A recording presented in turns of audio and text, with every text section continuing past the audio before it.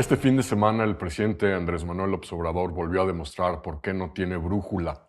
moral ni geopolítica en términos de la visión o falta de visión internacional del presidente.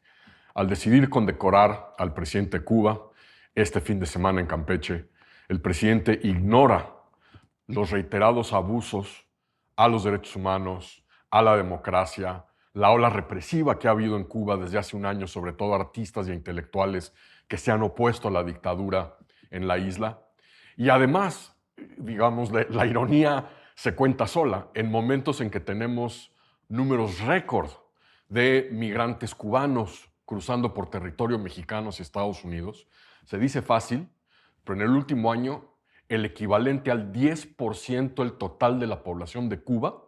ha cruzado de manera indocumentada territorio mexicano para tratar de llegar a la frontera con Estados Unidos y pedir refugio y pedir asilo. Es decir, qué ironía que en el momento en que el presidente cubano responsable de la represión que se desencadenó en la isla el año pasado, en momentos en que además hay que recordarlo, por primera vez en la historia de México, el presidente López Obrador invita a un líder extranjero a pronunciar un discurso en los festejos de independencia de México el 16 de septiembre y le da ese honor precisamente al presidente de Cuba semanas, meses después de aquella oleada de represión.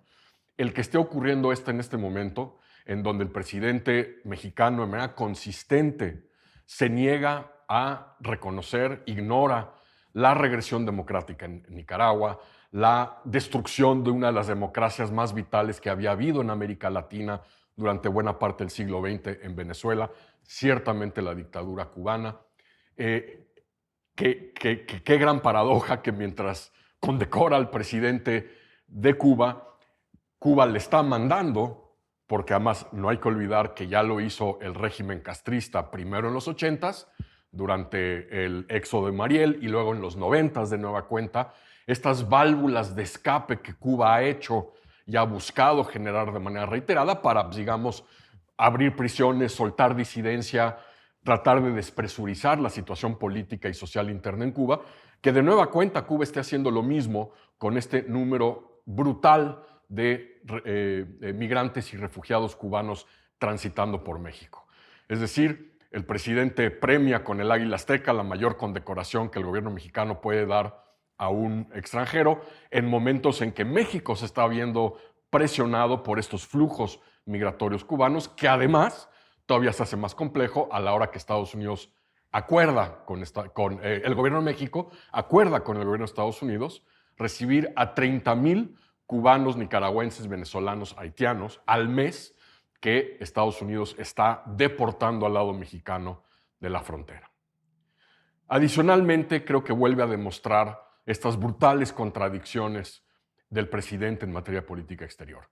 El presidente que persiste en picarle el ojo a Joe Biden cada vez que se encuentra con él, que lanza diatribas contra la democracia estadounidense. No es una democracia perfecta, como prácticamente ninguna en el mundo, pero cuando el presidente mexicano ataca y cuestiona la Estatua de la Libertad, cuestiona una serie de valores democráticos en Estados Unidos y guarda silencio con lo que está pasando en Cuba, en Nicaragua, en Venezuela, pues evidentemente levanta enormes cejas en Estados Unidos. Y no hay que olvidar que además también aquí hay un componente, es decir, este coqueteo, más que coqueteo, este abrazo a Cuba y al presidente Díaz-Canel, se da en momentos en que legisladores demócratas en el Senado y republicanos en la Cámara de Representantes ocupan posiciones de liderazgo en comités y subcomités que son clave para la relación con México, en toda una serie de temas comerciales, energéticos, de infraestructura fronteriza, de cooperación en materia de seguridad, en temas migratorios. Todos estos legisladores que están viendo estas posiciones mexicanas cada vez acentúan y profundizan más y más sus críticas a la política exterior mexicana y a la manera del presidente mexicano de ubicar a México en el contexto geopolítico, ciertamente interamericano, pero también global, porque pues, a esto además se le agrega la decisión del presidente de boicotear la Cumbre de las Américas, argumentando que Cuba debe estar presente, su neutralidad prorrusa al no condenar una invasión injustificada a un país soberano y libre. Al final del día, lo que también preocupa en torno a este episodio de la condecoración del presidente de Cuba es que de manera creciente, tal y como pasó en Venezuela, aquí sí el símil entre Venezuela y México es relevante, de manera creciente Cuba está penetrando los sistemas de inteligencia interna mexicana, es decir, con la evisceración del CISEN, con